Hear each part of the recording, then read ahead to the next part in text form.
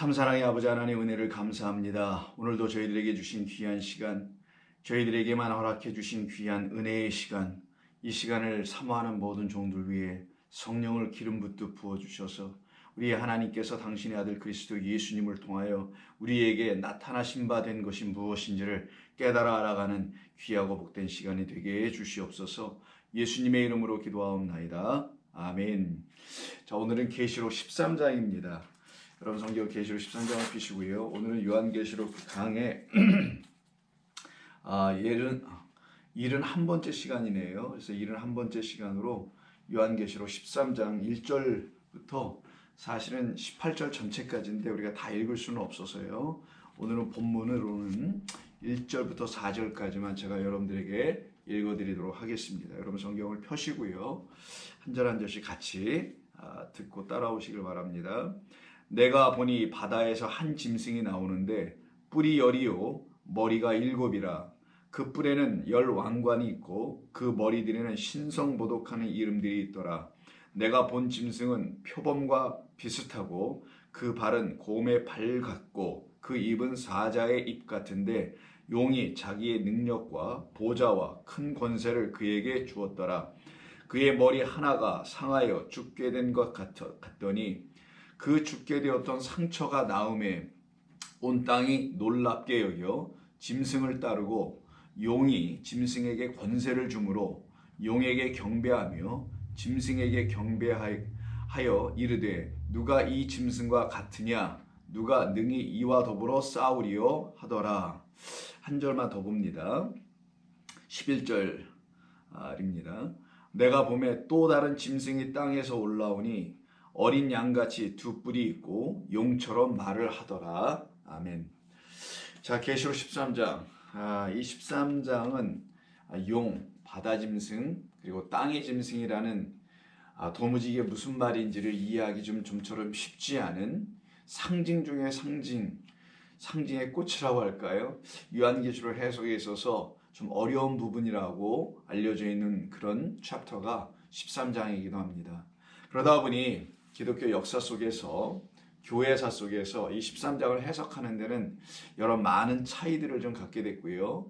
나름대로 많은 또 오해들도 불러일으키게도 됐으며 이 13장의 용과 바다 짐승과 땅의 짐승에 대한 해석이 제각기 좀 다르다 보니까 용은 누구인지 또 바다 짐승은 누구인지 또 더 나아가서 땅의 짐승은 누구인지를 명확하게 이해하지 못하게 되어 혼란을 겪게 되어서 결국은 그 교회에서의 신앙생활을 하고 있는 성도들에게 큰 영향을, 어떤 측면에서는 부정적인 영향을 끼친 것도 사실이기도 합니다. 그래서 탈도 많았던 것이 이 13장이거든요. 그래서 오늘은 13장을 전체적으로 한번 살펴보는 시간을 오늘 먼저 갖고요. 그래서 이 용과 바다 짐승과 땅의 짐승이 도대체 누구를 말하는 것이며 무엇을, 어떤 존재를 말하는 것인지에 대한 1차적인 이해를 공부를 오늘 하게 될 거고요. 다음 주에는 그 용과 바다 짐승과 땅의 짐승이 도대체 어떤 존재인지를 더 좀 구체적으로 좀 살펴보는 그런 시간을 갖도록 하겠습니다. 오늘 본문은 12장 17절에 붙어 있다는 것을 여러분이 먼저 아셔야 합니다.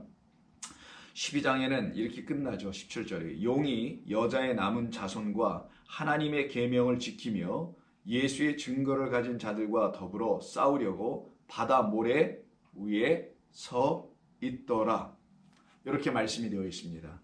그러니까 바다 위에 서 있죠. 지금 누가? 용이요. 바다 모래입니다. 더군다나. 그런데 지금 이가 서 있는 것은 그 여자의 씨의 후손 남은 자들과 싸우려고 하죠. 결국 교회입니다. 성도죠. 그럼 용이 싸우려고 하는 그 대상은 단순히 뭐 이 세상이 아니고요. 이 세상에서 부름받아 나와 그 용에 의해서 쫓겨가고 있는, 결국은 하나님이 하시는 그 일인데, 이 모두가 그 하나님이 하시는 일에 의해서 어딘가를 향해 계속 쫓겨가듯이 가고 있으나 그 길은 영원한 본향을 향해 가는 길이거든요. 그 길에 있는 성도들을 위협하고 해하는 존재로서의 역할을 하는 자가 용이라는 거예요. 그래서 그 용이 싸우는 것으로 자꾸만 이 성경 우리에게 말하고 있는 것입니다. 자, 바다 위에서 그 여자의 씨의 그 남은 자들과 싸우게 됩니다. 그래서 13절을 보게 되면 내가 보니 바다에서 한 짐승이 나오는데 뿔이 10이요 머리가 7이요 그 뿔에는 10왕관이 있고 그 머리들은 신성모독하는 이름들이 있다라는 바다에서 오는 짐승이 하나 있고요. 그리고 11절에 보면 내가 봄에 또 다른 짐승이 땅에서 올라오니 어린 양같이 두 뿔이 있고 용처럼 말을 하더라. 그런데 이 두 짐승이 각각 누구와 관계가 있느냐면은 그 용과 전부 다 관계가 있습니다. 그 용은 12장에 나타난 그 패한 용이죠. 미가엘과 그의 사자들에 의해서 쫓겨난 하늘에서 쫓겨난 그 용입니다. 그 용이 바로 지금 하늘 되어야 할 교회와 성도들을 향하여 계속해서 거짓된 어떤 존재로서 등장하여 뭔가를 하고 있는 모습을 그리는 거거든요.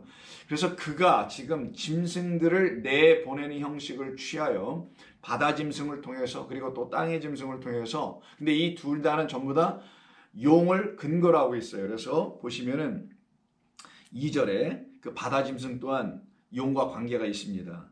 내가 본 짐승은 곧 바다 짐승은 표범과 비슷하고 그 발은 곰의 발과 같고 그의 입은 사자의 입과 같은데 용이 자기의 능력과 보호자와 권세를 그에게 주었다고 합니다. 더 나아가서는 용이 계속 권세를 주게 되고요. 용이 주는 입을 가지고 말을 하게 됩니다. 자, 이런 구체적인 이야기들이 여기 다 지금 기록이 되어 있거든요. 자, 그렇다면 결국 이 두 짐승, 바다 짐승과 땅의 짐승은 결국 용과 관계가 있고요. 용으로부터 나온 것이라는 것을 알 수 있게 됩니다. 자, 계시록 13장과 말씀드린 대로 두 짐승에 관한 것입니다. 오늘은 이들이 누구인지에 대한 전반적인 이해를 차근차근히 해나갈 것입니다. 그래야만이 13장을 이 시대에 소위 사람들이 말하는 어떤 적그리스도라는 어떤 존재들과 오해하지 않고 또 쉽게 또 적그리스도를 또 아무나 붙들고 얘기하지도 않게 되는 그런 사람들이 될 수 있기 때문입니다.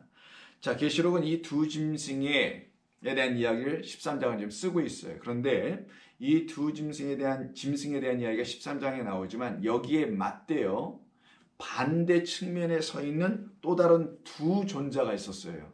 그들은 바로 11장에서 말하는 두 증인입니다. 그러면 11장에서 말하는 두 증인은 지금 13장에서 말하는 두 짐승과 서로 대비되는 거고요. 대조되고 있는 거예요. 두 증인은 바로 예수 그리스도와 그리고 성령을 말하는 거예요. 즉 하늘된 존재, 하늘의 것이 되어 있는 존재들, 결국은 성도들을 향하여 두 증인이라고 합니다. 왜 그러냐면은 성도들은 성도가 됐다라는 것은 즉 우리가 하나님의 그 거룩한 무리 성도가 됐다는 것은 우리 안에 주 예수 그리스도 곧 그 성령이 우리 가운데 계신 것이고요. 그 성령으로 말미암아 지어진 존재들이기 때문에 우리 안에 벌써 이미 두 증인이 있는 겁니다. 바로 그와 같은 두 증인과 대조되는 그들의 일과 대조되는 일을 하는 자들이 바로 이 두 짐승으로 여기서 이야기되고 있는 거예요. 두 증인은 하늘에 속하는 데 반하여서 그래서 하늘의 거룩한 하늘의 뜻을 전하고 그 뜻을 이루어내는 존재들로 쓰이는 반면에 이 두 짐승은 각각 바다와 그리고 땅에 속한 존재들이에요. 땅에 거하여 그곳에 속하여 그 땅의 일을 다른 말로 하면 사람의 일을 말하는 자들로 하나님을 대적할 뿐만 아니라 더 나아가서는 이 세상과 심지어는 교회와 성도들을 미혹하는 일까지도 하게 됩니다. 그리고 그리스도 예수님을 흉내내기까지 하는 등등의 이야기가 13장에 가득하게 담겨 있습니다. 그는 오늘 우리가 살펴보지 않고 다음 주에 좀 구체적으로 세세하게 좀 살펴보도록 하겠습니다. 그래서 그 교회와 성도들을 미혹하는 일을 하는 자들임을 이 성경 13장이 써여진 이유는 그들이 누구인지를 우리 교회와 성도들에게 분명하게 명확하게 알려주시려고 비유와 상징적인 언어인 용, 바다짐승, 땅의 짐승으로 말하여 주신 거예요. 그래야지 그 용들과 바다짐승, 땅짐승들은 모든 세대와 모든 시대에서 계속 용처럼 바다짐승처럼 땅짐승처럼 나온다는 것을 알려주시려고 한 겁니다.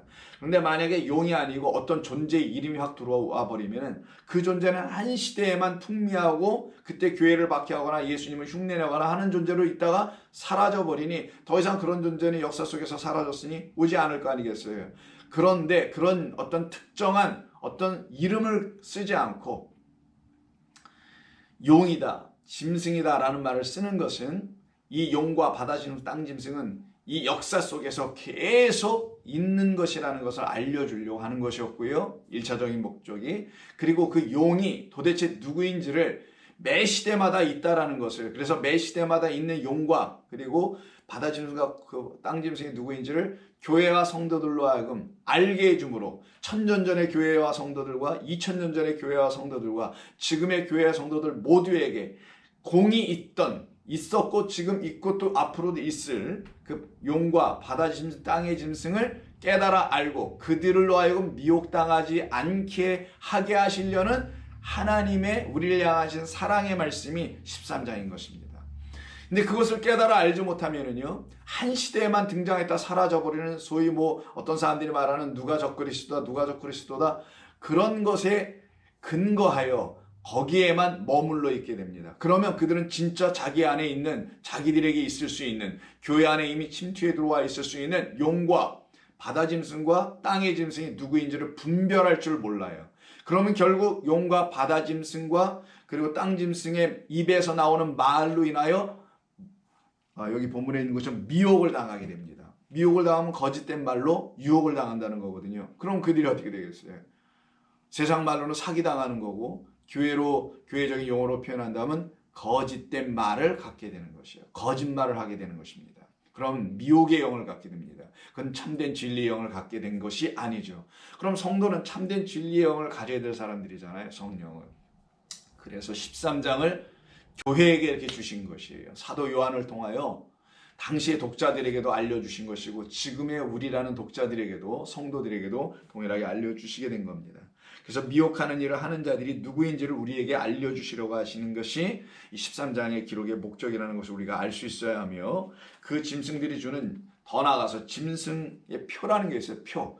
오른손과 이마에 받는 표 있죠. 사람의 수, 짐승의 수라고 하는 666이라는 어떤 의미로 그 상징적인 그 말로 어떤 의미를 담아 우리에게 알려주시려고 하시는 짐승이 주는 표를 더 나아가서는 우리가 받지 않게 하려 하시려고, 우리 주 예수 그리스도의 교회와 성도들을 지키시려는 하나님의 간절한 뜻이 이 안에 담겨 있음을 알게 됩니다. 그래서 계시록 13장도 우리를 향하신 하나님의 사랑이구나, 그 사랑이 여기에 담겨 있는 것이라는 우리가 알 수 있게 되는 것입니다.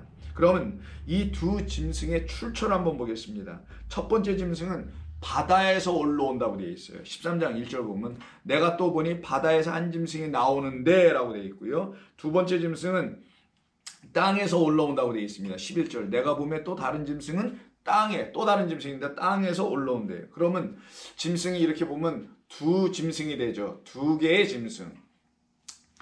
이렇게 나눠지게 됩니다. 그러면 이 두 짐승, 곧 바다의 짐승과 땅의 짐승이 하는 일들은 무엇일까? 한번 살펴봅니다. 먼저는 신성 모독하는, blasphemy 한다고 하죠.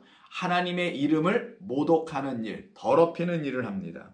하나님의 이름은 아시다시피 하나님의 말씀, 하나님의 말씀은 곧 하나님의 존재를 말하는 거예요. 하나님은 말씀으로 존재하시니까 하나님의 말씀은 곧 하나님이시고, 하나님은 말씀을 통하여 당신의 존재를 들춰내시는 것이죠. 그것을 갖다가 하나님이라고 하는 거예요. 그러니까 하나님은 말씀이요, 하나님은 또 이름 아니에요. 그러니까 하나님은 말씀으로 계시고 하나님 자체가 또 이름이니, 이름과 말씀은 곧 당신을 들춰내는 도구가 되는 겁니다. 그런데 그 이름을 더럽히네요. 그걸 신성모독이라고 해요. 그 말은 다른 말로 하면 그의 말씀을 온전한 것으로 우리에게 들리게 하지 않고 더럽혀진 상태의 말로, 왜곡된 상태의 말로 듣게 해주는, 그걸 갖다가 신성모독이라는 것이 하나님을 향하여 비방하고 욕지거리를 한다는 단순한 그런 말이 아닙니다. 생각을 해보세요. 이 땅에서 인간들이 하나님을 향하여 욕지거리를 했다고 한번 쳐보죠. 그게 무슨 하나님에게 욕이나 되겠어요? 하나님이 우습게 보시겠죠. 그러나 정말 하나님을 모독한다는 말은 의미는, 성경이 말하는 의미는 뭐냐면 하나님의 그 이름, 그 가치, 그 본질, 그 존재성이 어떤 자들, 여기 용, 바다 짐승, 땅의 짐승들에 의해서 왜곡, 변질, 타락, 바뀌게 된다는 거예요. 그걸 신성모독이라고 합니다. 1절과 5절과 6절에 있나 볼게요.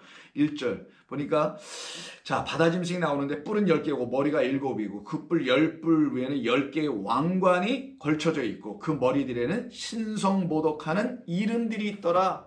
그래서 이름 말들이 있더라라는 거예요. 신성을 모독하는 말들로 가득하더라. 그러니까 왜곡된 하나님의 이름들이 가득하다라는 것이죠. 이름이니까 하나님의 이름이 아니고 왜곡된 하나님의 이름들, 왜곡된 예수, 다른 예수, 그걸 다른 영이라고 하죠. 다른 복음. 이런 것들로 주렁주렁 10개의 디아데메를 매달고 있는 모습으로 지금 등장하는 자가 신성모독을 하죠. 5절도 보겠습니다. 또 짐승이 과장되고 신성모독을 하는 말하는 입을 용으로부터 받고 또 42달 동안 일을 할 권세를 받더라 라고 되어 있죠. 또 42달 여기서 나오네요. 그 3년 반이라는 한때 둘때 반때의 그 첫 번째 일이 이 누구에 의해서 일어나는 건가? 바로 이 용, 짐승들에 의해서 일어난다라는 거예요. 두 번째는 이 짐승들이 하는 일이 미혹하는 일을 합니다. 먼저는 신성모독을 하죠. 두 번째는 미혹을 합니다. 미혹하는, 한번 써드릴까요, 여러분들? 자, 신성모독을 하고요. 1번. 두 번째는 미혹을 해요. 사람들을 미혹한다는 건 미혹을 하게 됩니다. 이런 일들을 해요. 미혹하는 일. 그래서 계시록 13장 14절을 보시면 짐승 앞에서 받은 바, 이때 짐승 앞에서, 여긴 지금 땅의 짐승에 대한 이야기거든요. 그럼 여기서 짐승 앞에서 받은 바 이적을 행하는 자는 땅의 짐승이니 짐승 앞에서 받았으니 어느 짐승을 말하겠어요? 그 먼저 앞서 있었던 바다 짐승으로부터 받아요. 또 바다 짐승은 누구에게서 받아요? 용에게서 받죠. 용에게서 받은 바다 짐승, 또 바다 짐승은 그것을 또 땅의 짐승에게 주는 이야기입니다. 자, 바다 짐승 앞에서 받은 바 이적을 행하며 땅에 거하는 자들을 미혹하며 땅에 거하는 자들에게 이르기를 칼에 상하였다가 살아난 짐승을 위하여 우상을 만들라 하더라라고 하는 이 땅의 짐승들의 일하는 일이 미혹하는 일. 그리고 같은 14절에서 보니까 이적도 행해요. 이적, 기사 뭐 이런 거죠. 놀라운 일. 이런 것들을 막 행하는 모습이 나오게 됩니다. 그래서 땅에 이적을 행하고 하는 일이 나타나죠. 네 번째는 땅의 사람들을 놀라게 합니다. 13장 3절을 보세요. 3절을 보시면은 그의 머리 하나가 상하여 죽게 된 것과 같더니 그 죽게 되었던 상처가 나음에 온 땅이 다 놀라더라. 놀라게 해요. 놀라게 한다 했었죠. 이게 네 번째 또 다른 일입니다. 땅의 사람들을 놀라게 하고요. 다섯 번째는 계시록 13장 6절에 있는데 보시면 짐승이 입을 벌려 하나님을 향하여 비방하되 그 이름과 그리고 그의 장막 곧 하늘에 사는 자들을 비방한다고 되어 있어요. 비방하는 일을 하네요. 땅의 사람들을 놀라게 할 뿐만 아니라 하나님의 사람들을 비방하죠. 자, 비방하더라. 이게 또 다른 특징입니다. 이들이 하는 일이에요. 그 다음에 여섯 번째는 13장 14절에 보시게 되면 또 나오는데요. 땅에 거하는 자들로 하여금 짐승의 우상을 만들게 해요. 즉 우상을 만들게 합니다.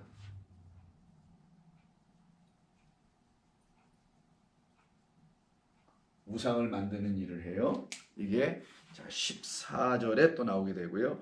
일곱 번째로서는 15절에 보시면 이런 말이 나오죠. 그가 권세를 받아 짐승의 우상에게 생기를 주어 그 짐승의 우상으로 말하게 하고 그 짐승의 우상에게 경배하지 아니하는 자들은 몇몇이든지 다 죽이더라 라고 하는 말이 나오죠. 그래서 우상에게 경배하지 않는 자들을 죽입니다. 이 우상을 만들고 이 우상에게 경배하지 않는 자들을 죽여요. 경배하지 않는 자들을 죽이더라. 이런 얘기가 나오고요. 이들이 하는 일입니다. 마지막으로는 16절 이하서부터 나오는 말씀인데요. 16절부터 18절 보면은 그가 모든 자, 곧 작은 자나 큰 자나 부자나 가난한 자나 자유인이나 종들에게 그 오른손에나 이마에 표를 받게 하고 누구든지 이 표를 가진 자 외에는 매매를 못하게 하니 그 표는 곧 짐승의 이름이나 그 이름의 수라라고 되어 있는 소위 그 표를 받게 합니다. 표, 이마와 그 오른손에 표를 받게 해요. 이 표는 이 표가 없으면 매매를 못하게 하는 그런 표. 근데 이게 보니까 짐승의 이름 그리고 그 이름의 수라고 되어 있어요. 구체적으로 우리가 다음 이 본문으로 다룰 때 하겠습니다. 그럼 이런 것들을 행하는 자예요. 신성모독 미혹하고 이적을 행하고 땅의 사람들을 놀라게 하는 어떤 이적을 행하죠. 그러면서 그가 그에 의해서 놀라니까 사람들이 이 얘기로 막 오겠죠. 그래서 그의 입에서 비방의 말을 듣게 해요. 비방은 누구를? 하나님을 비방하는 거죠. 그리고 우상을 만들게 합니다. 하나님을 떠나게 합니다. 그래서 우상을 섬기게 하고요. 우상에게 경배하지 않으면 죽이기도 하고, 그리고 이것을 행하는 모든 자들은 구원을 받았다라는 것을 알려주려고 거짓된 표까지도 줍니다. 이 일을 하는 게 바로 이 용, 바다 짐승, 땅의 짐승, 짐승들이 지금 하고 있는 일이었던 거예요. 그런데 이 두 짐승은요, 바다 짐승, 땅의 짐승은 스스로 존재하는 자들이 아닙니다. 제가 말씀에서 이미 여러분들 드려서 힌트를 얻으셨겠지만 이 두 짐승은 스스로 존재하지 않아요. 누구로부터 의해서 존재가 되냐? 나타나게 되냐? 용입니다. 용은 이미 그 앞에 있는 12장 여러분 잘 아시는 그 미가엘과 그 천사들과 싸우는 이야기가 있죠. 그때 그 용이 누구인지를 9절에서 이야기해 줍니다. 그 용이 내쫓길 때 그는 곧 옓뱀이요 마귀라고도 하고 사탄이라고도 하며 천하를 꿰는 자다라고 되어 있어요. 바로 옓뱀 마귀 사탄 온 천하를 꿰는 자인 이 용으로부터 용이 주는 능력과 보좌와 권세를 받아요. 부여받습니다. 그래서 그것으로 막강한 힘을 얻고 갖고 있는 상태예요. 그 이야기를 다루는 것이 13장 2절에 있습니다. 2절 보면은 하반 부분에 용이 자기의 능력과 보좌와 큰 권세를 그에게, 여기서 그에게는 바다 짐승에게 주었더라. 능력, 보좌, 권세를 줍니다. 이건 다 누구에게 있는 겁니까? 능력과 보좌와 권세. 예배소서와 우리 빌립보서 읽어보시고 골로새서 읽어보시면 아시죠? 우리 주 예수 그리스도에게 하나님이 주신 것이거든요. 근데 이걸 지금 누가 갖고 있냐면 바다 짐승이 갖고 있네요. 뭔가 연결점이 있죠. 서로 상호관계가 있습니다. 4절을 보면은 또 4절에서도 용이 짐승에게 권세를 주심으로 라고 있어요. 권세를 주어 용과 짐승에게 전부 다 어떻게 하게 합니까? 경배하게 하게 하더라. 이게 지금 용이 두 짐승에게 주는 내용이기도 하고 두 짐승은 용에 의해서 세워진 존재들이라는 거예요. 그래서 권세를 주고요.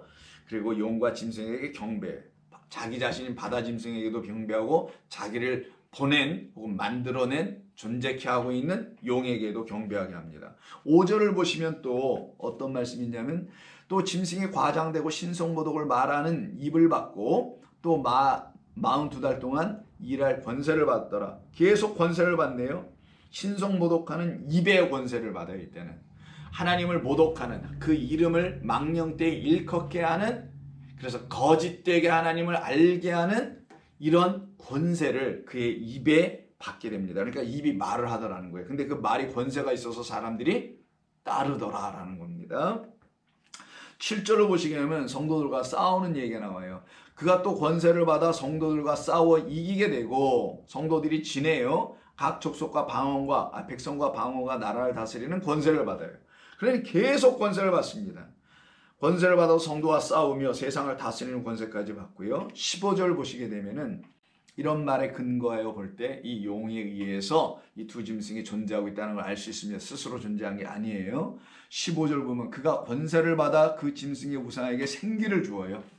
이런 일까지 합니다. 그러니 이 두 짐승, 특별히 바다 짐승과 땅의 짐승 모두가 다 공통 분모는 뭐냐면 용으로부터 나왔다라는 거예요.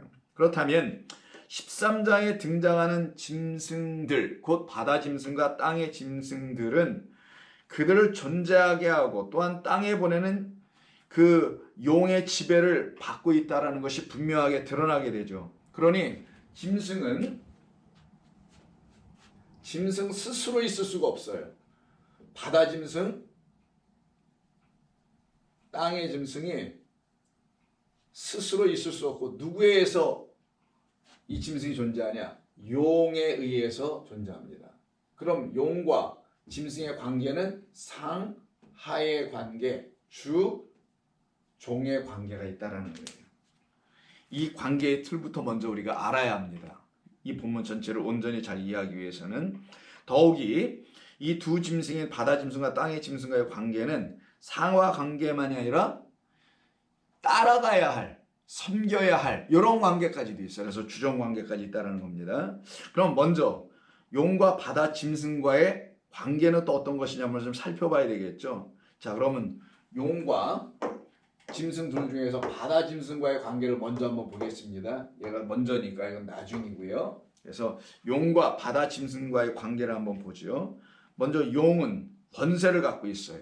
그리고 그 권세를 바다 짐승에게 주게 됩니다. 그리고 바다 짐승은 용의 권세를 받고요. 권세와 능력에 따라 그 용의 일을 대신하는 자, 대리자 역할을 해요. 그래서 정리해 보시면은 용과 바다 짐승과의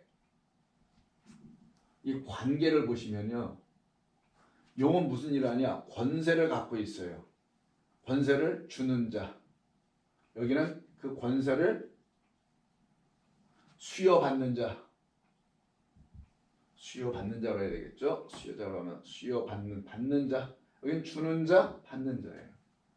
요 권세를 가지고 짐승에게 주는 게 바로 용의 일이라는 것입니다.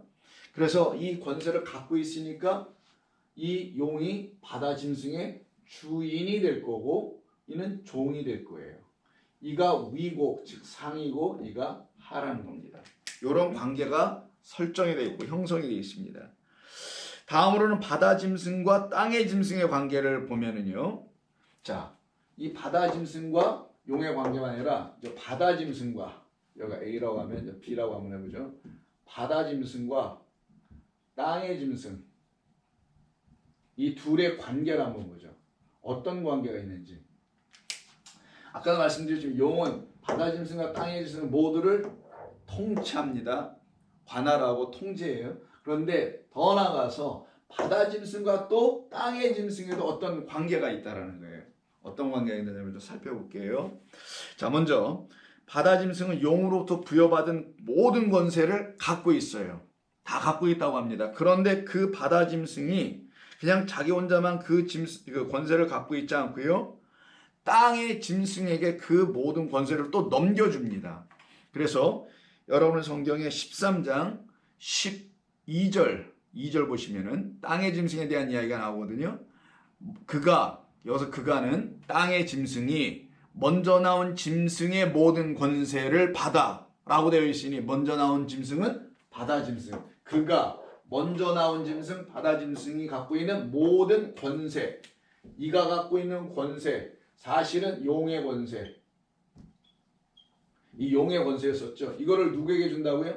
땅의 짐승에게 그대로 줘요. 이렇게 오겠네요. 그래서 그도 누구의 권세를 갖고 있는 거예요? 결국은 용의 권세를 갖고 있는데 사실은 용의 권세의 내용을 실질적으로 갖고 있었던 바다 짐승의 권세를 갖고 있어요. 결국 같은 거죠. 왜? 바다 짐승의 권세는 용의 권세로 왔으니까. 근데 땅의 짐승 그는 바다 짐승의 권세를 받았다고 했으니까 결국 땅의 짐승도 같은 권세인 용의 권세를 갖고 있다라는 거예요. 근데 과정은 어떻게 되냐? 이렇게 있다는 거예요. 용에서 바다 짐승으로 그리고 땅의 짐승으로 이런 순서가 되어 있다는 거예요. 1, 2, 3으로 되어 있다는 거예요. 이렇게 순서가. 용은 바다 짐승에 영향을 주고 바다 짐승은 땅의 짐승에게 영향을 준다는 거예요. 용은 12장 17절로 끝이 나요. 더 이상 등장되지 않고 바다 짐승이 그 용을 대신합니다. 바다 모래 위에 서서 성도들과 싸우려고 하는 그 용을 대신하는 자가 바다 짐승. 왜 바다라고 했겠어요? 용이 어디서 서 있었습니까? 17절에 보면은 바다 모래 위에 서 있더라고 되어 있으니까 그 모래 위에 서 있는 자는 용이었고 그 용을 대신하는 자는 바다와 관계가 있어야 되니 바다에서 나온 짐승. 그럼 용이 뭐가 됐다라는 거예요? 용이 스스로 짐승이 되어 현현 나타나줬다라는 거예요. 그러면 현현한다는 게 뭡니까? 들춰지지 않은 상태, 감춰져 있던 어떤 존재의 용이 사람들의 눈에 보이게 등장하여 나타나는 거죠. 그 모습을 갖다가 짐승이라고 하는 거예요. 어디서 많이 들어본 거 아니겠어요? 하나님께서 당신을 들추어 우리에게 계시 혹은 현현 epiphany라고 하는데 현현 계시해 주실 때 누구로 계시해 주세요? 우리 주 예수 그리스도로 현현해 주시죠. 우리 주 예수 그리스도로 보여주시잖아요.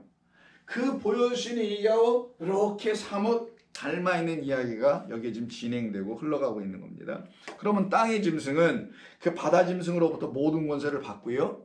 그래서 13장 11절에 용처럼 말을 하는 두 뿔, 양처럼 마치 어린 양처럼 두 뿔을 갖고는 용처럼 말을 하더라는 거예요.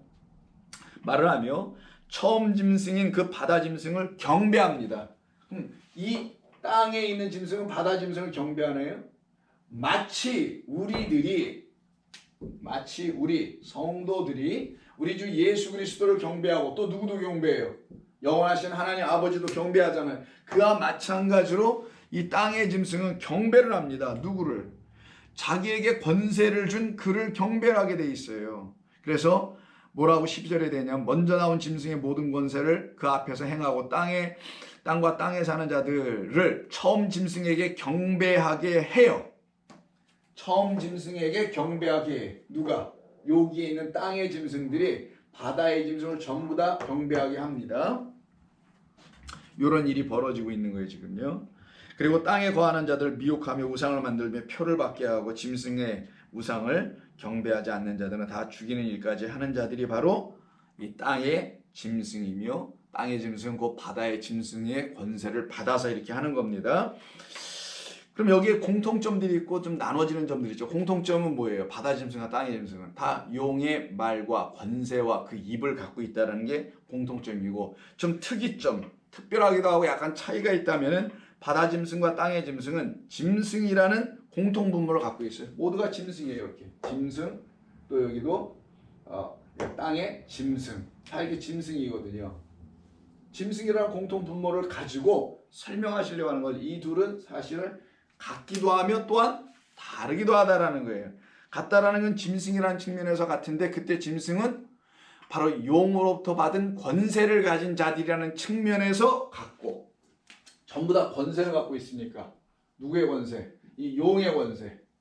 이 용의 권세를 갖고 있다는 측면에서 모두 다 짐승이라는 것이나 차이점이 바다 짐승과 땅의 짐승에서 나타나는 것은 사실은 땅의 짐승은 바다 짐승에 비해 좀 더 구체적으로 땅에서 어떤 일을 행해요.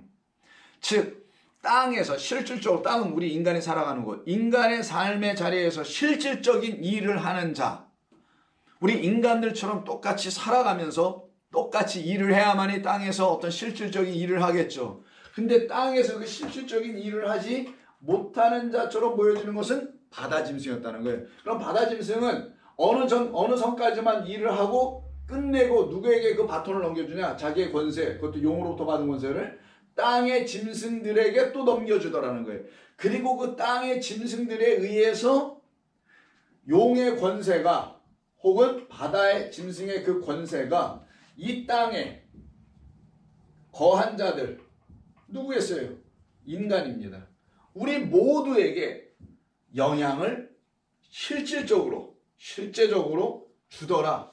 그러면 이 땅에 관한 짐승은 누굴까요? 적어도 우리 인간과 같은 존재들일 것입니다. 이게 땅의 짐승을 말하고 있는 거예요. 자, 지금까지 쭉 한번 살펴보시면 용과 짐승과의 관계, 두 짐승, 또 용과 바다 짐승과의 관계, 그리고 또 바다 짐승과 땅의 짐승과 이런 관계를 쭉 살펴보면서 우리는 그 용이 지금 우리가 하고 있는 것은 용이 누구인지, 바다 짐승은 누구인지, 땅의 짐승은 누구인지를 좀 살펴가고 있는 과정입니다. 그래서 제가 중간중간 여러분들이 이해하실 수 있도록 이런 과정을 설명함과 동시에 제가 중간중간 어떤 이런 말들, 예수님, 하나님에 대한 이야기, 우리에 대한 이런 관계의 측면을 살짝 곁들여 넣어드리는 것은 여러분들이 너무 이렇게 상징적인 것만 들으면 이게 무슨 말인지 이해를 못 하실까봐 살짝 넣어드렸었던 것입니다. 그렇다면 여러분들은 어느 정도 벌써 감을 잡으셨으리라고 생각도 됩니다. 그렇다면 용과 바다 짐승과 땅의 짐승은 모두 다 한 덩어리라는 거예요. 하나로 다 묶여 있어요. 그 하나로 묶여 있는 것과 동시에 이 셋은 각각의 역할이 있어서 또 분담되어 있음을 우리에게 알려주는 겁니다. 그렇다면 용은 누구이며 또 용은 또 무슨 일을 하는 것이며 또 바다 짐승은 누구를 말하며 또한 땅의 짐승은 정말 누구를 지칭하려고 하는 것인가. 이게 바로 우리가 13장을 성경의 말씀으로 받은 이유예요. 이 13장을 받은 우리는 반드시 이 존재들이 누구인지를 알아야 하는 것입니다.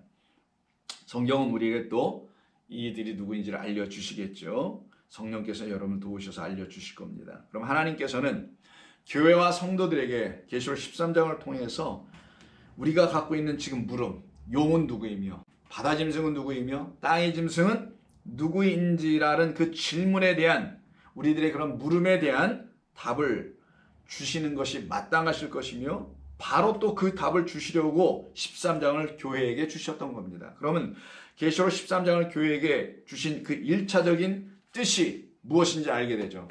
1차적인 뜻은 그들이 누구인지를 알아야 된다는 거예요.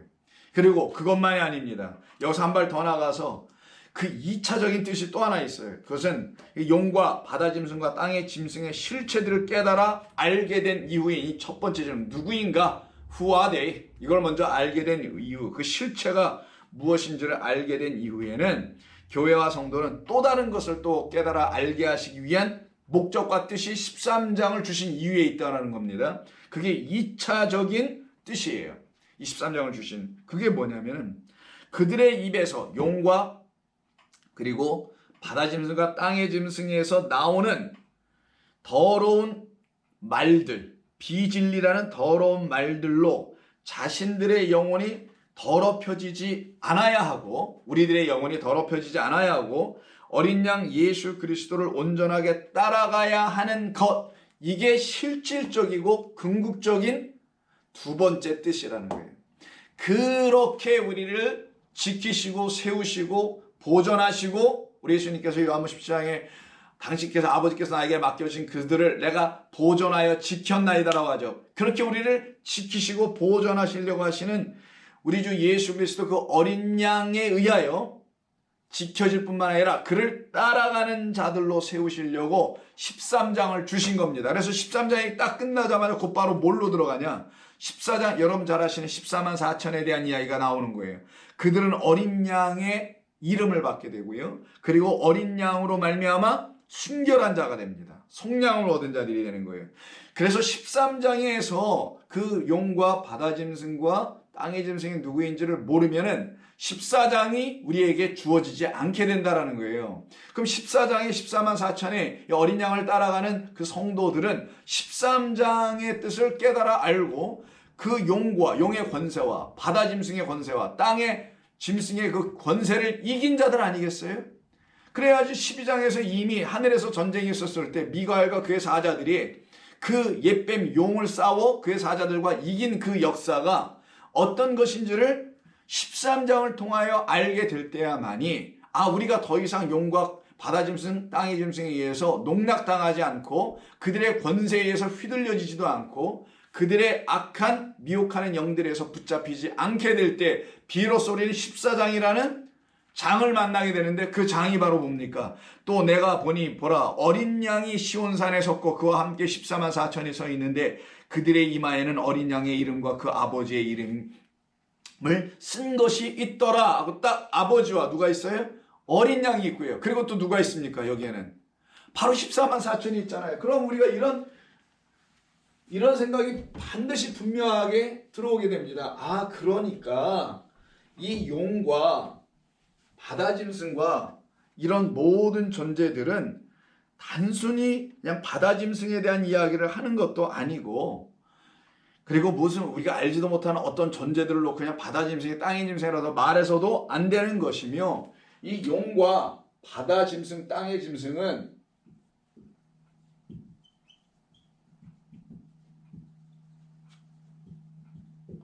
이 셋은 이게 그냥 단순한 게 아니었구나. 이것은 14장에 등장하고 있는 바로 아버지와 여기다 하잖아요.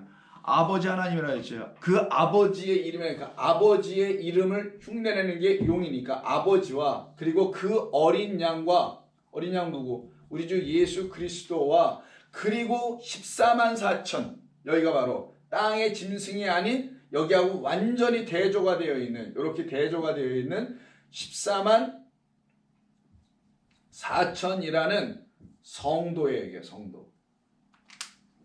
이 관계를 알려주시려고 해서 계시록 13장에서 이렇게 표현하고 계시록 14장에서 이렇게 말씀한 거였구나.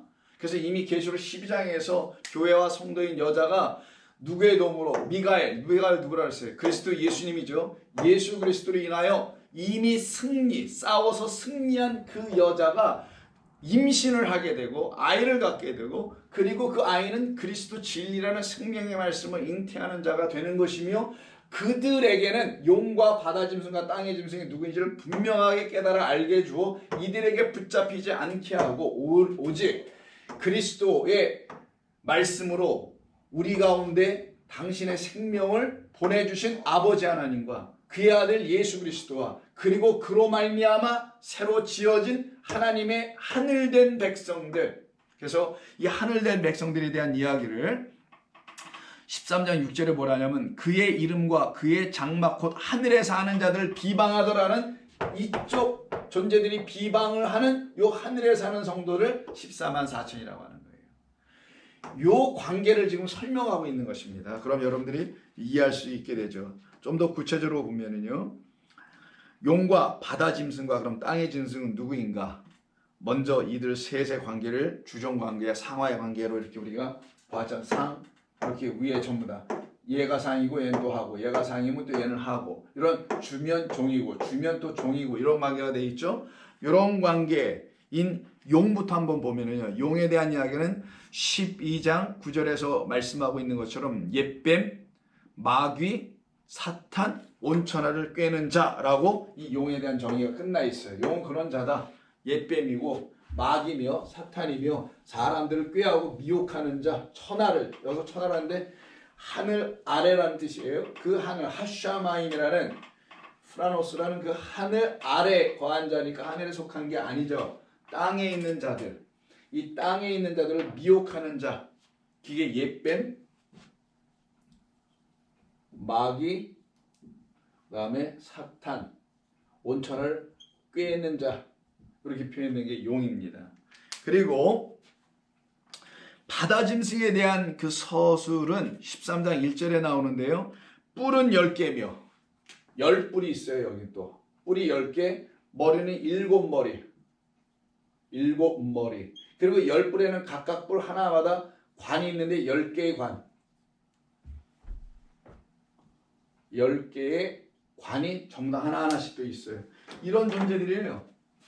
그러니까 뿔도 있고 머리도 있는데 그 뿔 위에는 10개의 관 디아다마를 디아다메라는 그 관 스테파노스가 아닌 세상의 왕들이 자기를 자랑하기 위해서 금 번쩍번쩍하게 쓰는 그런 관이 있죠. 그걸 디아다메라고 하고 그냥 옛날에 그리스 시대에 마라톤 같은 거 했을 때 월계관을 쓰죠. 그 월계는 그냥 나무 월계수 이렇게 엮어서 이렇게 만든 거잖아요. 볼품 없어 보이는 그걸 갖다가는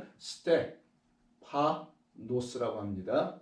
요거를 좀 비교해서 쓴 거예요. 그래서 이들은 세상에서 자기를 드러내는 자리라는 것을 요들이 쓰고 있는 디아다메라는 그 관을 통해서도 알 수가 있죠. 면류관이 아니니까요. 그리고 이들에게는 뭐가 있냐? 13장 1절에 보면은 신성 모독하는 이름들이 있고요. 그들의 모양을 보면 우리가 다음 주에 나누겠습니다만은 다니엘서 7장에는 4개의 동물들이 쭉 나오는데요. 그는 각각 4개의 나라에 대한 이야기를 하는 거고 그리고 이 모든 나라들을 그리스도께서 그 뜨인 돌이 날라와 다 없애고 부수실 것이라는 하나님 나라의 승리에 대한 이야기를 기록할 때 그때 동물들이 나오는데 표범, 곰, 사자 등등이 나옵니다. 그런데 그때는 다니엘서에서는 각각의 나라로 설명되어 있지만 여기에는 그 모두를 요 바다 짐승 하나에다 다 집어넣었어요. 표범, 그리고 곰의 발, 사자의 입. 더 나아가서는 이들은 또 죽게 된 머리에 상처가 낫게 되는 이야기가 3절에까지 있습니다. 그리고 땅의 짐승을 보니까 어린 양 같다. 그리고 2개의 뿔이 있어요. 어린 양이라는 게 중요하죠.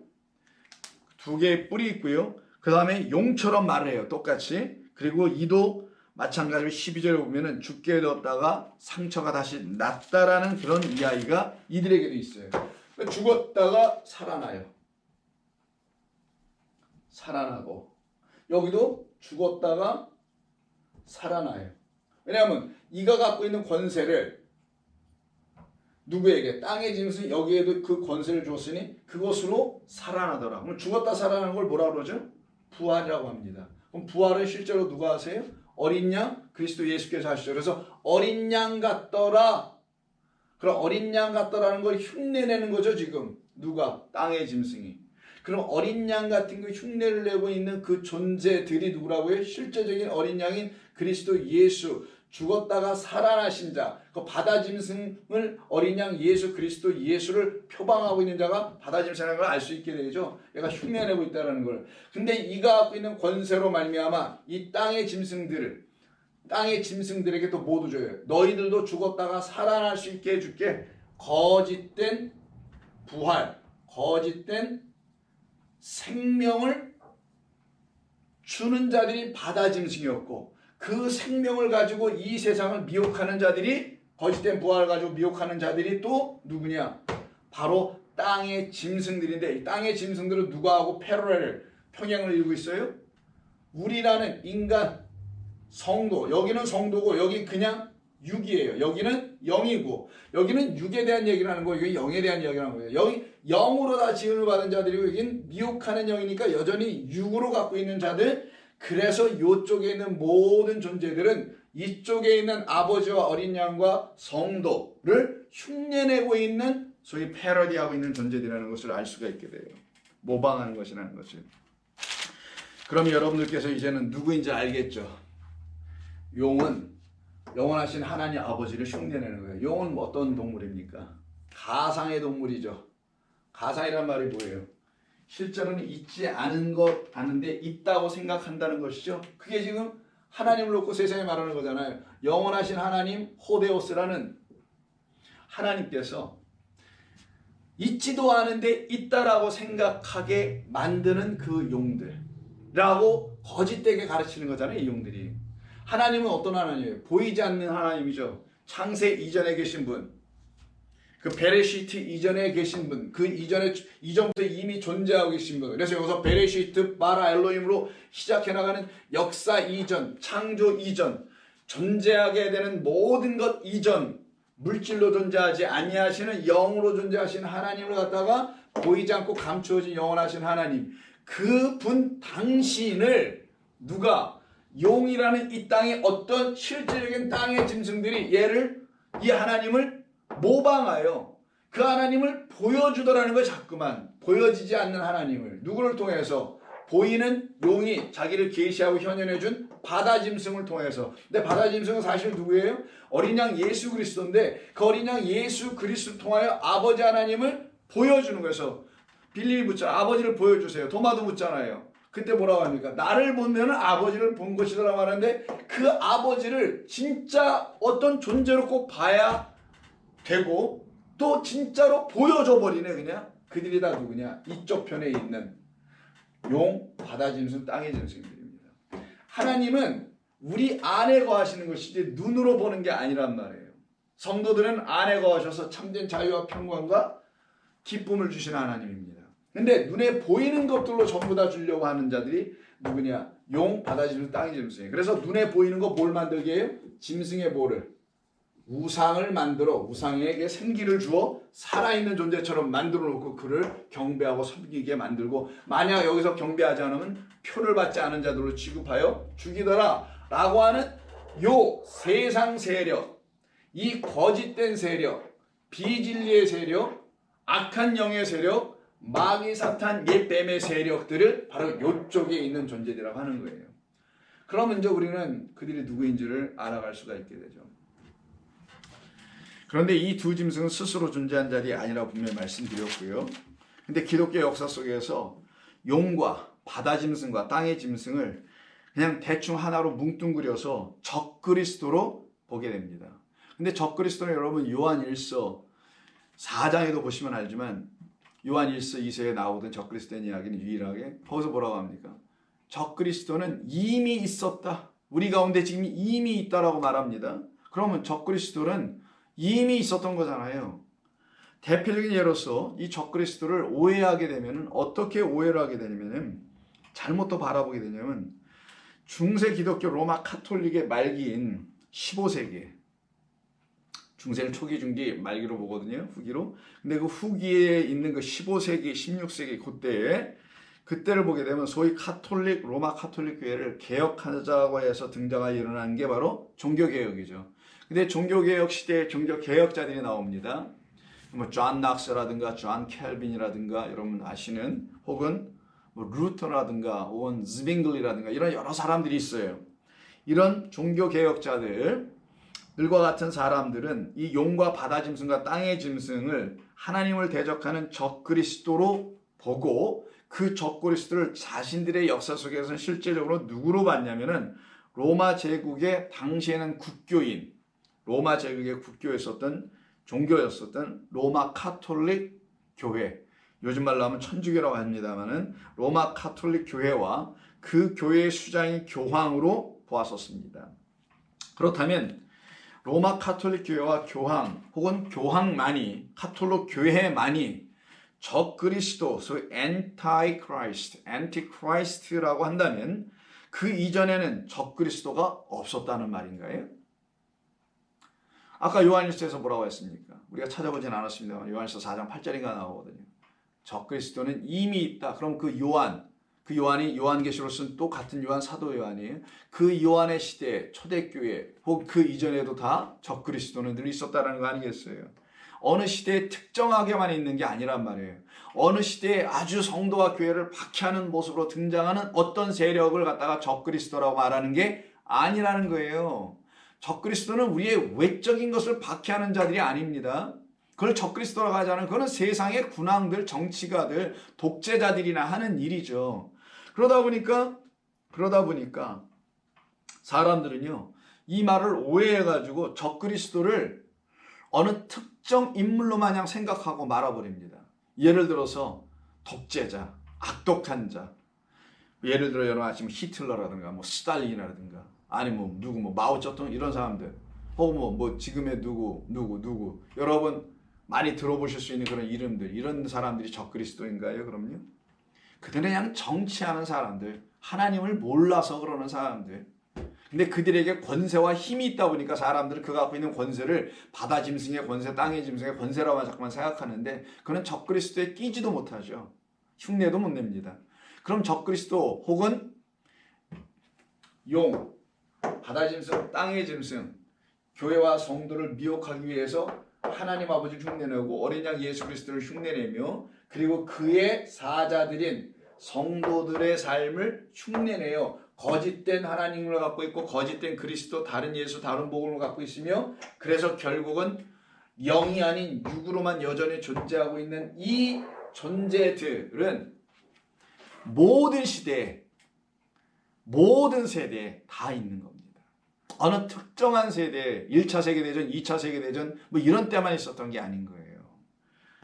그렇게 보다 보니까, 그렇게 보는 사람들, 이 세상에 나타났던 현상들을 통하여 뭐를 자꾸만 보고 발견하여 그것을 갖다 성경에 개입시키고 연결시켜서 자꾸만 보려다 보면 어떤 우를 갖게 되냐면, 여기서 지금 일어나고 있는 어떤 현상을 가지고 하나님이 뭘 자꾸만 그거와 관계해서 하시는 것으로만 이해하여 편협된 이해를 자꾸만 갖게 돼요. 전체적으로 보지를 못하게 되더라는 거예요. 위험할 수도 있게 되고요. 근데 이런 존재들 다 뭉뚱그려서 그래, 적그리스도를 합시다. 그렇다면 이런 존재들은 말씀드린 대로 어느 한 시대에만 풍미하고 지나가는 게 아닙니다. 그러다 보면 옛날에 뭐 이유가 무슨 적그리스도니 이런 얘기가 괜히 떠돌다 그거 다 사라졌잖아요. 바코드가 적그리스도를 대신하는 뭐 표다, 뭐 짐승이 주는 표다, 이런 거 다 지나가고, 이제는 최근에 뭐 또 베리칩이다, 이런 것까지 나오는 거예요. 계속 그런 게 적그리스도입니까? 적그리스도는 우리의 육을 죽이는 게 아니에요, 여러분. 우리의 영과 관계 있는 겁니다. 하나님께서 당신의 형상과 모양으로 우리를 지으셨을 때 그 영, 그 생기가 우리 안에서 좀 죽어 있는데, 그것을 살리시기 위해서, 즉 우리에게 그 아버지의 영을 부어주시려고 영과 진리로 이 땅에 오신 분이 우리 주 예수 그리스도 어린 양이에요. 그럼 그분이 죽임당하시고 그분 육도 사라지고 그가 우리에게 남겨주는 영과 진리인 그 영, 진리도 영이고 영도 진리인데 둘은 같은 말인데, 하나님이란 영과 하나님이란 진리 우리에게 부어주셔서 우리가 영이 되는 거거든요. 영이 되야 될 우리에게 베리칩이 우리 육신에 어디 팔뚝에 들어가든 뭐 이마에 들어가든 겨드랑이에서 꽂히든 그게 여러분과 무슨 상관이 있겠느냐고. 여러분들을 육적으로 통제한다고 한다 한들 여러분들의 영이 통제가 되게 될 이유가 뭐가 있겠냐고요. 여러분 무지하면 안 됩니다. 하나님의 말씀을 공포스럽게 듣다 보면은 자꾸만 무지한 말들에 끌려가고 붙잡히게 되는 거예요. 그래서 그런 걸 안 받아야 되니 받아야 되니 쓸데없는 에너지를 그런 데다가 논쟁하면서 소모하게 만듭니다. 말 자체가 되지도 않는 말이고요. 베리칩이 아닌 베리베리칩이라도 베리라는 건 묻는다라는 뜻이죠. 여기다 묻어주는 것을 수천 개 수백 개 주는데 그게 여러분들의 건강과 관계 있으니 그냥 받으세요. 나는 그게 필요하지 않다 생각 안 받으면 되는 거고. 여러분들이 모든 약을 다 드십니까? 그렇지 않잖아요. 여러분 선별적으로 약도 취하시고 음식도 드시는 것처럼 필요하면 가지면 되는 거고 안 필요하면 안 가지시면 되는 거예요. 그것과 여러분들이 이 13장 14장 계시록 성경 전체 이걸 주신 이유가 무슨 관계가 있어요? 그러면 베리칩인지 뭔지가. 하나님의 말씀도 모르니까 자꾸만 그런 거에 기웃거리고 솔깃하고 빠져들어왔던 건 이 영에 이쪽 영에 붙잡혀 있는 자기 자신을 보라는 거예요. 제발 좀. 하나님은 우리에게 영과 진리를 주는 거예요. 그 영과 진리가 어떻게 육에 의해서 끊어집니까? 그리스도의 사랑에서 안 끊어진다면서요. 택함받은 자들은. 그런데 그런 게 뭘 우리에게 영향을 줘요. 적그리스도는 단지 어떤 특정한 시대에만 이 땅에 출현하는 것으로 보고 있었기 때문에 아까도 말씀드린 로마 카톨릭이니 아니면 뭐니 이런 것만 얘기하죠. 그럼 개신교는 아닐까요? 개신교가 지금 이 개신교를 갖다가 개혁교회라고 합니다. Reformed Church, Reformation. 개혁한 교회다. 종교개혁이 일어난 이후의 교회다. 그럼 개신교들이에요. 개신교에 또 분파도 많이 있죠. 통합해서 다 Reformed Church, 개혁교회라고 하는데 그럼 이 개혁교회가 정말 괜찮은 겁니까? 여기는? 여러분 스스로 물어보세요. 정말 이 개혁교회는 멀쩡하고 괜찮은 건지 로마 카톨릭만 문제가 있었던 건지. 그럼 이 개혁교회도 똑같이 그럼 용이고 바다 짐승이고 땅의 짐승인 뭐 통틀어서 뭉뚱그려갖고 그냥 적그리스도가 되겠네요. 예, 될 수 있죠. 단순히 그런 말이 아니란 말이에요. 그래서 이건 로마 카톨릭 이후의 인류의 역사 속에서 인류가 겪은 고통을 가져다 준 역사적 인물들만 놓고서 그런 걸 이야기하면 안 된다라는 겁니다. 그것보다 더 깊고 그것보다 더 차원이 다른 영적 악한 존재들이 성도 하나님의 형상으로 지음받은 우리 인류 인간에게 침투하여 들어와서 이들 14만 4천이 못되게 만들려고 하는 자들이에요. 이들은 단순한 자들이 자기의 정치적인 목적을 달성하기 위해서 어떤 과학기술 문명을 동원하여 어떤 무기를 동원하여 압박하고 박해하고 핍박하고 죽이고 살해하고 정치적인 헤게모니를 붙잡고 이런 존재들이 성도하고는 아무런 거. 여러분 그런 사람들이 여러분을 해야 한다면 그냥 해라 그러세요. 이미 영으로 살아난 사람들이 뭐가 걱정돼서 이렇게 박해를 염려하고 이 세상에 악한 것들이 이 땅을 이미 지배하고 있는데 뭐 새롭게 또 지배할 것도 아니고 거기서 다 살아나온 자들인데 성도는 뭐가 여러분을 두렵게 합니까? 그렇게 뭐가 그렇게 걱정이 되세요? 이 땅이 나는 하나도 걱정 안 되는데. 걱정할 건 내 영혼이죠. 내 영혼이 살아 있어야 하는데 살아 있다는 것은 하나님의 말씀으로 살아 있는 거 외에는 살아 있는 게 아니란 말이에요. 그 영이 아니고서 우리가 살려낼 수가 없기 때문에 그러면 거기에 대해서 나의 영혼이 잘 되고 범사에 잘 된다는 그 말, 내 영혼이 살아나야 되는 그 일, 그게 잘 되는 일이니까 그 일에 관심을 갖고 하나님의 말씀에 집중을 해야죠. 그냥 사람들이 말하는 이 세상을 선하로 딱 나눠놓고 악한 이 세상을 하나님께서 심판하신다. 이 단순 논리. 그러니까 머리가 나쁜 거죠. 어떻게 보면 굉장히. 어떤 의미에서 머리가 나쁘냐. 자기 지혜, 아주 고도의 지식들, 정보, 인포메이션들을 다 거두어들인 그래서 자기 머리가 둔해져 버린 거예요. 더 그냥. 오해하지 않고 잘 들으시기 바랍니다. 그게 인간의 지혜가 하나님의 지혜를 쫓아가지 못하는 무지예요. 결국은. 거기서 빨리 나오시길 바랍니다. 성경은요. 이 땅에 살아가는 모든 세대들을 향해서 주신 말씀이어야 합니다. 어느 한 시대에만 주는 게 아니에요. 그런 건 진리가 안 돼요. 진리는 이 땅 모두 풀 한 포기에도 땅 한 줌에게도 그리고 생명을 갖고 있다고 하는 뭐 인간이니 동물의 식물 모두에게도 다 적용돼야 되는 것이지 어느 한 군데 어느 특정 세대에만 나타나는 게 진리를 담은 성경의 역할이 아니에요. 여러분. 그러면 성경 안에 담아놓은 진리는 모든 세대에게 다 동일하게 나타난 바 되어야 하는 겁니다. 지금 여러분에게, 저에게 나타나지 않으면 그건 진리가 아니에요. 성경은 그냥 글자입니다. 글자. 그래서 어떤 사람들에게 역사서, 어떤 사람이 고고학을 근거로 할 수 있는 어떤 자료서, 이런 거 이상으로 발견하지 못하고, 아니면 도덕책, 윤리책, 아니면 법을 만들어내기 위해서 기초 어떤 책, 이런 거 이상으로 뭐로 어떻게 보겠어요, 성경을.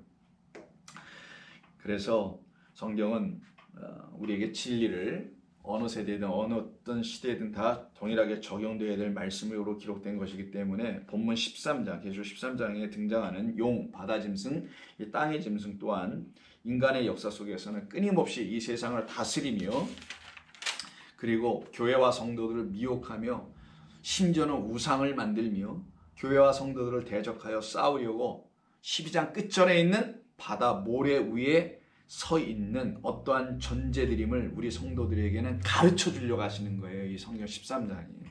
그럼 우리는 그걸 알아야죠. 누구인지를. 그 여자, 교회를 박해 추격하는 용이 여자의 씨의 그 남은 자들과 더불어 싸우려고 바다 모래에 서 있지 않았습니까? 그 용은 역사의 무대 뒷편으로 사라져버려요. 왜? 용 가상의 동물이잖아요. 실제로 우리에서 용이 어디 있어요? 이무기가 뭐 용이 됐다고 하는 그 전설 같은 이야기만 있는 거지. 용은 가상의 동물. 용은 실제로 없어요, 이 땅에.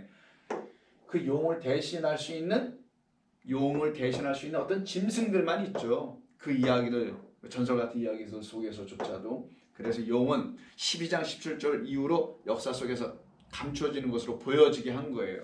하나님께서 알려주시는 거예요. 그리고 실제적으로 나타나는 건 누구냐? 바다 짐승. 누구를 모방한? 예수 그리스도를 모방한 바다 짐승. 그걸 뭐라고 그래요?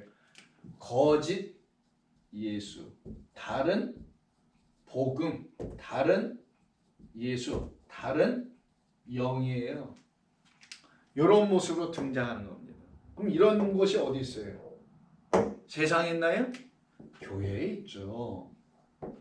그리스도 교회라는 교회 안에 있는 거예요. 이건 전부 다. 그것을 가지고 다른 예수로 등장하네. 다른 복음으로 등장하네. 그리고 다른 복음, 다른 예수, 다른 영에 의해 이 땅에 인간이 지배를 받은, 그 지배를 받은 존재를 땅의 짐승이라고 하는 거예요. 그럼 땅의 짐승은 누구냐? 진짜 짐승이 아니라 사람입니다. 사람 그냥. 근데 사람이 뭐가 없으면 짐승이 돼요? 이성이 없음이 아니라 로고스가 없음이라잖아요. 로고스는 말씀이에요. 진리의 말씀. 이 말씀을 안에 담아놓지 못한 자들은 짐승이거든요. 그러니 누구의 영을 가진 것? 하나님의 영, 그리스도의 영을 진짜 영을 가진 게 아니라 다른 예수, 다른 복음, 다른 영을 가진 자들을 땅의 짐승이라고 하고, 이들을 거짓 뭐라고 할까요? 선지자라고 하는 거예요. 여기는 그럼 뭐겠어요?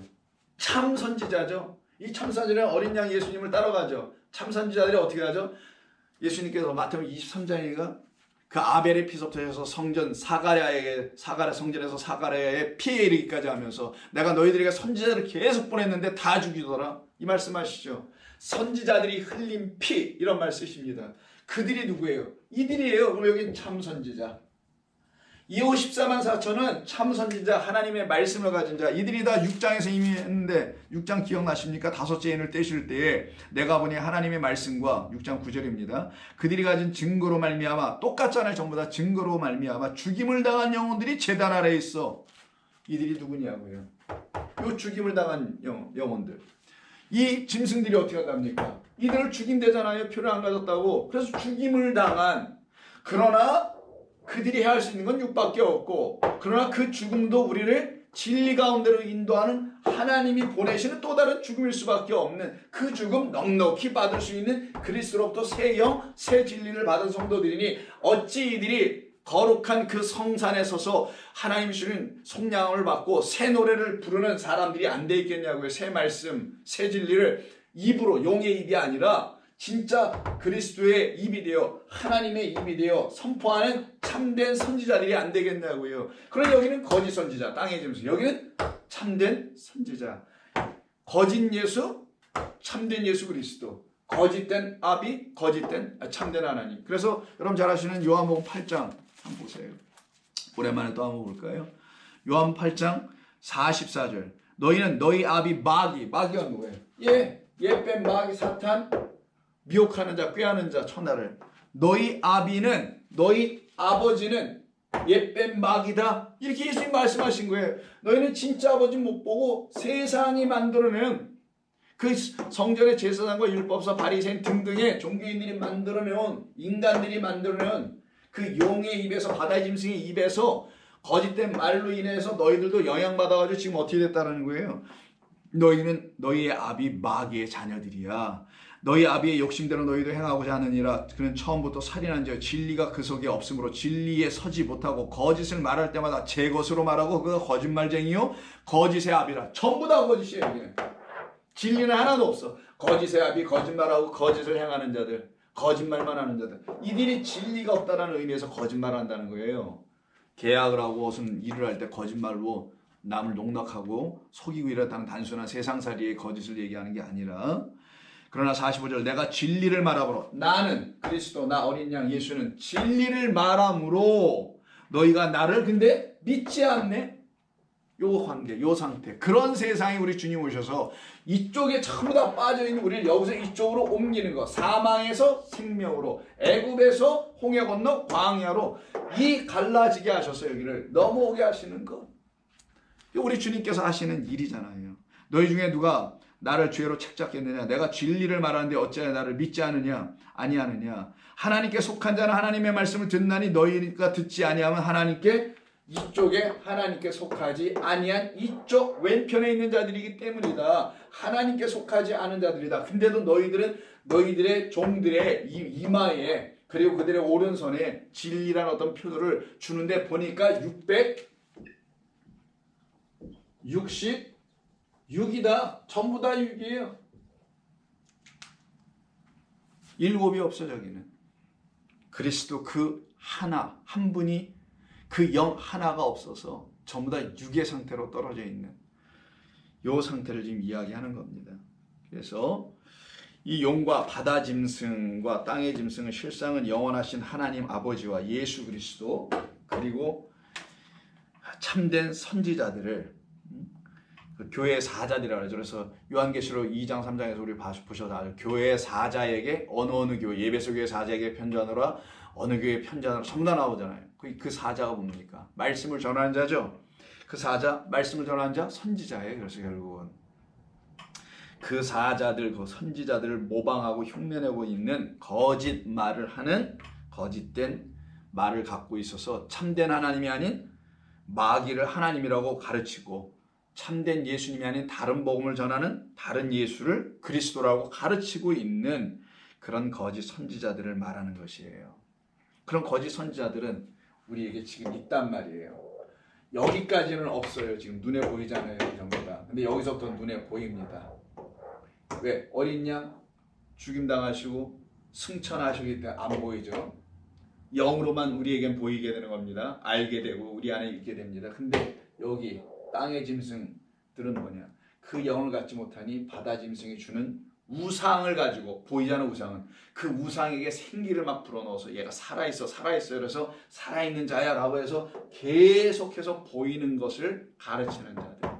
여기는 보이지 않는 누구를, 영을, 엠마오로 내려가는 두 제자, 그 제자들에게 찾아가서 우리 주님께서 시편과 선지서와 모세오경을 가르쳐주니 그들의 마음이 뜨거워져서 눈을 뜨고 바라보게 되잖아요. 누구를? 보이지 않는 누구를? 어린 양 예수님이 나의 주님이었다는 사실을 보게 되잖아요. 이 일을 이루시는 하나님을 따라가는 자들이 이쪽 편이란 말이에요. 그래서 이 용과 바다 짐승들과 땅의 짐승들이 하는 일들을 지금 인간의 역사와 교회 안에서 누가 행하고 있는지를 이 말씀을 통해서 우리가 알게 되면, 용과 바다 짐승과 땅의 짐승 모두는 용의 입을 대신하여 악한 말과 신성 모독하는 말과 비방하는 말을 용처럼 하고 있는 자들이 누구인지를 더 명확하게 드러나요. 근데 이들이 말할 때 악한 말을 하는 것처럼 들려지지 않게 합니다. 누구에게는? 하나님의 영을 갖고 있지 않은 자들에게는 다 좋은 말로 들리게 돼 있어요. 왜? 땅의 이야기라니까, 육의 이야기라니까 다 좋게 들려요. 이 땅에서 번성 잘 사고 먹고 살고 등등 천국 극락 가는 것, 누이 좋고 매부 좋고 뭐 다 해줄 수 있다라는 것으로 거짓된 이야기를 계속 팔아서 하나님의 영에 관심을 갖게 못하게 하고 그 영이 들어오지 못하게 하는 존재들이 다 이쪽이란 말이에요. 그러니까 이쪽의 말들이 더 솔깃해지는 거예요, 이 세상에는. 근데 이쪽에 말 보이지도 않는 하나님을 얘기해야 돼. 어린 양 예수 그리스도가 십자가에서 죽으심을 이야기해야 돼. 나의 죄를 이야기해야 돼. 살아남을 이야기해야 돼. 더 안 들려요, 이쪽이 오히려. 그래서 신성 모독하고 비방하는 말을 용처럼 하지만 그들은, 이쪽에 있는 자들은 이게 비방으로 안 들리고 오히려 자기들의 영혼을 살려내는 말로 들리게 된다는 거예요. 그래서 이쪽을 따르는 자들이 우리가 그렇게 많은 거예요, 이 세상에는. 이로 인해서 교회와 성도들이 그들을 따라가지 않게 되죠. 우리는 알게 됐으니까 이쪽을 따라가지 않고 우리는 누굴 따라가냐? 우리 주 예수 그리스도 그 어린 양을 따라가게 됩니다. 그래서 미혹의 영에서 벗어나고요, 참 진리의 영이신 성령을 따라가는 삶을 살아가게 됩니다. 그러면 이 용과 두 짐승들은 사도 요한의 시대에만 있었던 것이 아니고 모든 세대에 다 있었던 거예요. 그때도 있었고 지금 이 시대에도 있는 거예요. 어느 특정 시대에만 있는 게 아니었고 우리 인류 역사 속에 계속 있었던 거구나. 그래서 노아의 홍수 이야기가 나오는 거고요. 계속 있었던 거고, 근데 우리를 이렇게 지으시려고 하시는 하나님의 뜻이었구나. 그래서 이들은 14장 4절 볼게요. 이들은, 이쪽입니다. 이들은, 이 사람들은 여자와 더불어 더럽히지 아니하고 순결한 자라, 어린 양이 어디를 인도하든지 따라가는 자며 사람 가운데에서 속량을 받은 처음 익은 열매로 하나님과 어린 양에게 속한 자들이니 그 입에는 거짓말이 없고 흠이 없다. 하나님과 그 어린 양에게 속한 자니, 속했다라는 이렇게 되는 거죠. 속한 자니 그의 입에는, 여기의 입에는 용의 입, 비방, 모독, 거짓, 여기에는 거짓이 없더라. 저와 여러분의 입에는 거짓이 없더라. 그들을 하나님의 종들, 선지자들이라고 합니다. 그러면 오늘 여기까지 이렇게 말씀을 나눠서 이 존재들이 누구인지를 알게 되고요. 그리고 이 하나님 아버지와 그리스도 예수님을 흉내내고 모방하고 있는데, 모방하는 것을 더 좋아하는 이 세상을 향하여 쫓아가고 있는 자들을 계속 이쪽에서 낚아채고 있는 거고, 이쪽에 서 있는 성도들은 여기에서 나와 구속, 속량함을 받아 살아가는 자들이라는 것을 알게 된 겁니다. 그러니 이쪽에 있는 적그리스도라는 어떤 존재들은 단순한 어떤 존재들이 아니라 하나님의 말씀을 왜곡하여 이 세상에 전하고 있는 모두 그들이 바로 이쪽에 포함되어 있음을 우리가 알게 되죠.